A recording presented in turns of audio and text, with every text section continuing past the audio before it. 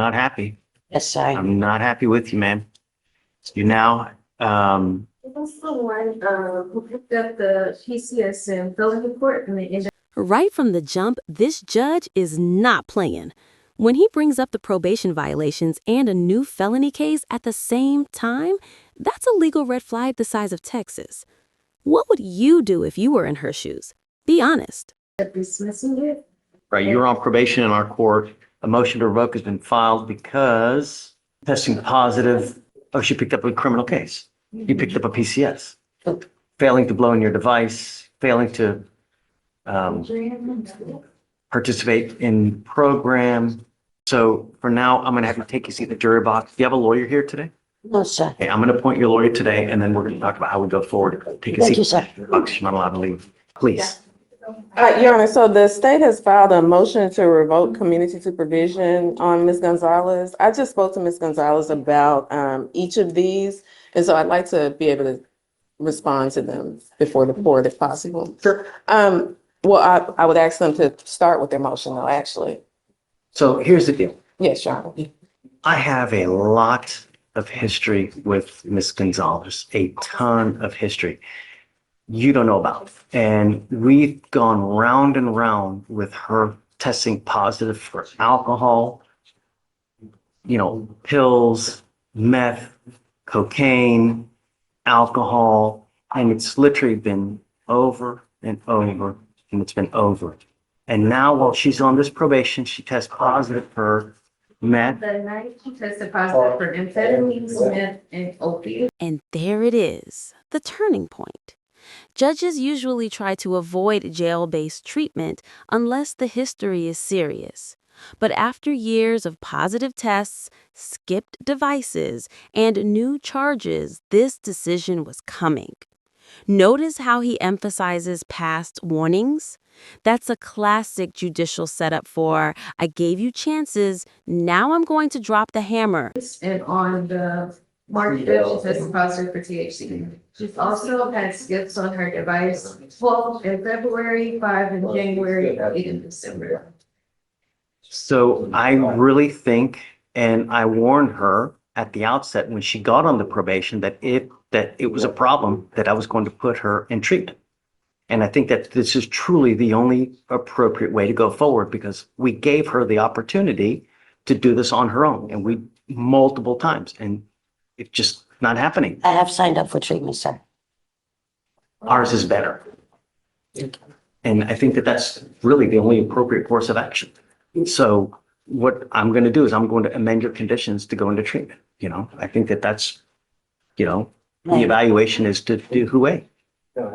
Yes, go ahead, I'm sorry. ma'am. In terms of the treatment, Your Honor, is it that you are wanting it to be jail-based treatment or could it be facility? I usually, yes. It's too late. When we're helping ourselves to Tascasita, it's a 3 to 6 month program based on how to respond. Your Honor, I have my father at home by himself, Your Honor, Gave you the opportunity, ma'am. may I speak to you Not gonna- openly? Just for a second, Your Honor? No, I've heard it before. You've told it to me time and again, and I've heard it time and again. And I'm sorry, but, we gave you the opportunity. You're testing positive for these. Please.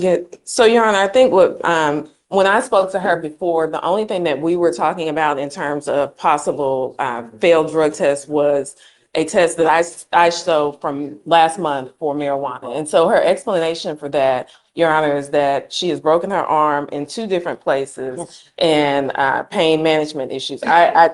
Until we were here now, I'm only hearing about these other things.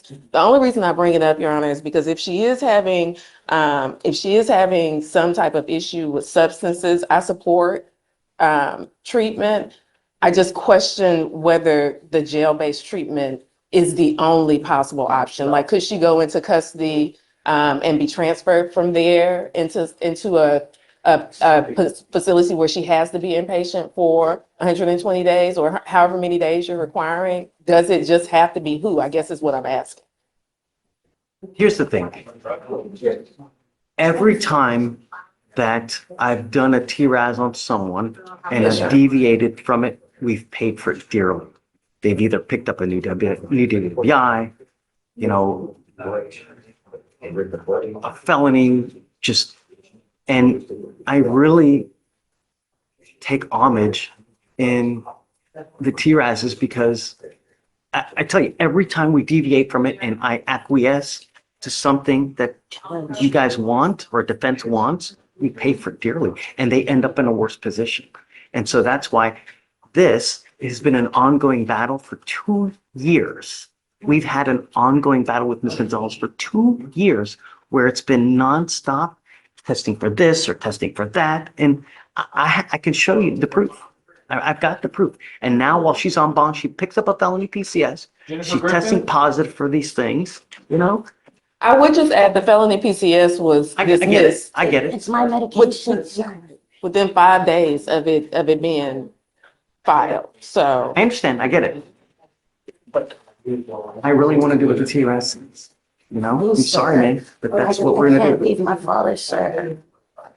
These are things that you think about when you're out there in the free world. We gave you the opportunity, Ms. Gonzalez. I'm not gonna argue with you. No, sir, I'm not trying to argue with you, sir. I don't think the drug tests are, you're not, Your Honor, I'm so sorry. I'm not trying to say you're not looking at it correctly, but maybe you're not remembering, sir. I haven't so drank maybe in she wants a 15 years. motion, maybe she wants a hearing on revoking, actually revoking her probation. If Not that's what- revoking it. So he's not Not revoking. revoking. No, You're just changing the conditions. what I'm saying is, my drug tests, sir, those are my medications that you're calling out, sir. The Adderall. Okay, stop. Yes, ma'am. Just, I'm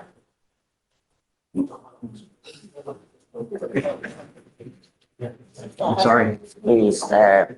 Please, sir. I'm not gonna argue it. No, we tried this. Can you please tell, his name is Steven, he's around the corner. That they're putting me in jail. How long am I gonna be? It's all up to you. If Your Honor, you I will follow do the treatment, anything. I can't take my dad's not gonna have anyone to help him, sir. If we I'm not gonna please argue look. with you, ma'am. No, sir, I'm not trying to argue. had the opportunity. I haven't drank in 15 years, Thank you, Your Your Honor. Honor. You have to look at my stuff. It's not right. All right, good morning, Mr. Harris. Morning. Sir, you're charged with unlawful carrying of a weapon. You're facing up to a year in jail and or a $4,000 fine. We are going to do probable cause. You have the right to remain silent. Anything you say can or will be used against you. You have the right to have an attorney present. If you cannot afford one, one will be appointed to you, sir. Your Honor. On April 16, 2025, officers on patrol observed two males gambling in front of a store. The males were seen throwing dice on the ground and exchanging money. Officers arrived on scene and detained both males. Upon pat down of the defendant, an officer observed an unholstered handgun tucked under the defendant's right armpit. The officer recovered a black semi-automatic handgun from the defendant's possession. Officers observed the defendant to be born on January 8, 2008, making him 17 years old and unable to legally carry a handgun. The officers also observed the defendant to be on probation for an aggravated assault, serious bodily injury. That's different. Yes, sir. If it's just the age, no way, right? But if he's on probation, that makes it a different story. Where is he out of probation? This was out of the 314th. Deputy Miranda, does he smell like weed right now? I'm ordering you, Mr. Harris, as a condition of your bond, not to consume alcohol, illegal drugs, unprescribed controlled medication. You're what, 17? Yes, sir. I'm sending you now for a drug and alcohol test. I want to know what, if anything, is in your system. You're to go test and then you're to come right back. Do you understand? If I find that you have a weapon, I will revoke your bond, put you in jail. No more PR bonds. And let me tell you, those jails that you're in juvenile are a lot different than our jails. So get a clue. Do you understand? Yes, sir. Okay, take a seat for me momentarily, please. Your Honor, I have Zion Harris on docket. I think this is his first setting. Yes. And so I think we're just looking for bond conditions. Done. He's young. He's on probation for an aggravated assault. What's he doing? Have you talked to him? Is he back He's yet? in school. He's in school. Yes, he is here. Did you test him? Meaning that they test him and that he's basically presumptively positive for THC for marijuana. So I'm going to order him not to use, and I'm going to tell him that I'm testing him in 50 days. If he tests, I'm going to test you again, and it's going to be 50 days from. This is actually one of Judge Capriolo's most important speeches: money, self-control, and staying out of trouble. He's basically giving the 17-year-old a roadmap to avoid becoming another statistic. Question for the viewers. Do you think tough love works with teenagers on probation? Today, if you stop using, it shouldn't show up in your system. If you test positive again, it tells me that you continue to use and it's not going to go well for you. Do you understand? Yes, sir. What are you doing with yourself these days? Where? I don't know why you're smirking, dude. You're not going well through, you're on felony probation. You've now picked up another case. Your Honor, I just think that's nervousness. I go to JJ, but tomorrow I got an appointment for a GED trade school. That's great. At least you have to do something with your life. Let me tell you, this life really, really sucks if you don't have money. And I would say most of the problems, most of the fights, most of the people that are in custody, two reasons. One, no self-control. Number two, they ain't got no money, so they'll do anything for it. And that's why they end up in custody. It starts now, while you're 17 and 18, to get on things and not end up as another statistic. Do you understand? What time was it? Was it in the middle of the night? You're not to go back to this store, this place where you were hanging out with. I don't want you to go back there. Do you understand? Judge, I'm looking and I'm not seeing a stated time here or when the offense occurred. Okay. According to the defendant, I asked him the same thing. It was the afternoon. It was around 6 or 6:30. Okay. Here's what we're going to do. I'm bringing you back in 2 weeks, and I want you to show me proof that you're either enrolled in school full time, or that you're actually working. But the days of you just doing nothing all day, it's not going to work. Smoking weed all day, doing nothing, it's not going to work. Do you understand? I'm going to keep a close eye on you so we know that this system will not fail you. If you end up in custody, it's because of you and you alone. Is he here? Are you here with someone today? Your mom? Come on up.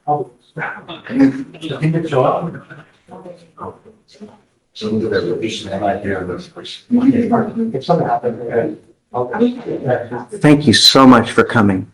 I just don't want him to end up as another statistic. He's on felony probation. He's picked up a new case. He's testing positive. No more. I'm going to test him 50 days from today.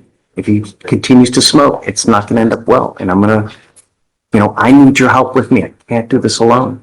What does he do all day?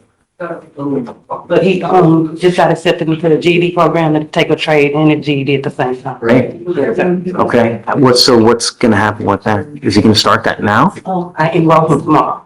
Okay. So what's the schedule? Okay. My only other concern is I don't want you out in the middle of the night. Nothing good happens at 2 a.m. when you're 17. So I don't want you out in the middle of the night. I'm going to give you a curfew as well. So what do you think is reasonable as far as a curfew? 7, 8. Oh, I was going to say 9 or 10, but if that's what you want, I'm at your mercy. Whatever you think's appropriate. I think 8 is fine. Okay. That's it. So whatever you think, guys, appropriate, I'm with you. So whatever you think, whatever you want, I'm game. If there are any people that he's not to hang out with that you know about, let us know. We'll make sure that he's not going to hang out with them as well. And then, I'm going to put a monitor on you so I know you're not messing around. Do you understand? If your mom tells you something, you must agree. If she says jump, you say how high. You have any problems, just let us know and we'll try to take care of it for you. Okay? It won't cost you a thing. We're going to waive all the fees so you won't have to pay for anything as well. Okay? So this is your primary source of contact. So if you ever have a problem, she can let her know, she'll let me know, and then we'll try to fix any problems. Okay? Don't use. It's not going to go well. Do you understand? Okay? All right. Make me proud, man. All right. That's all I have here. My big school. Yes, ma'am. Hey, how are you? Good, how about yourself? All right, I have 2 cases today. One, Jennifer Griffith. This was the case where she lived in Alabama. Yeah, it's here on the docket today. Oh, no, I'm thinking of someone else. Griffin. It's not old, right? No, it's not. What happened, remember, Judge, is she didn't show up on her original court date, and then I came later last week and showed you that the summons for her in Alabama, because she lives there, didn't arrive till afterwards. So yeah, so you said if she showed up today, everything would be okay. Okay, And so she is here. And so today's technically her arraignment. I'm bringing her up. Sure. So we have to do the arraignment. Yes. Good morning, Ms. Griffin. Good morning, Your Honor. Ma'am, you're charged with aggregate theft. You're facing up to a year in jail and or a $4,000 fine. We're going to do probable cause. You have the right to remain silent. Anything you say can or will be used against you. You have the right to have an attorney present. If you cannot afford one will be appointed to you. Thank you, Your Honor. Officers were dispatched to Academy, the store in Harris County, Texas. The loss prevention officer advised on February 21st, 2024, a white female motioned for the white male to select a shirt from the hanging rack. The male selects the shirt off the rack and places it in the shopping cart. The female selects 4 boxes of Pro V1 golf balls that cost $55 each and places them into the shopping cart and conceals them under their shirt. They walked out of camera view to a rear aisle where they concealed the 4 packages of golf balls inside of a black purse. The defendants exited the store, passing all points of sale without attempting to pay for the golf balls. The defendants entered several other Academy stores and had stolen golf balls. In one store, Daniel Zimmerman placed the t-shirt on the counter and proceeded to purchase the t-shirt using his debit card for the amount of $21.64. He used his PIN number to complete the transaction. The debit card had his name imprinted on the card. The defendant passed all points of sale with no intention of paying for the 5 packages of Pro V1 golf balls, total value of $275. Sales receipts were provided that showed the debit card made a payment by the male individual. A total of 15 boxes of Pro V1 golf balls were stolen. The total loss for Academy Sports and Outdoors was $825. Ms. Griffin, I'm going to find that there's sufficient probable cause to go forward with your case. I'm now barring you from going to any academy. You understand? Yes, sir. If I find that you do, I will revoke your bond, put you in jail. No more PR bonds. I'm also ordering you as a condition of your bond not to have any contact with the co-defendant in this case, Mr. Zimmerman. That's her fiance, Your Honor. Now, we've given you a lawyer. It is your responsibility to stay in touch with him. Yes, If sir. he tells me that he can't get a hold of you because you're ducking and dodging phone calls, I will issue a warrant for your arrest. No more PR bonds if you become a danger to my city. You pick up a new case. Do you understand? Yes, sir. So for now, I'm going to have you sign a reset with Jamae. We'll have you take a seat in the juror box while we get your bond conditions. We'll have you sign it. And after that, you'll be free to go. Okay. Because you have a lawyer, I will waive your appearance, meaning you don't have to waste your time coming to court, but you must stay in touch with them.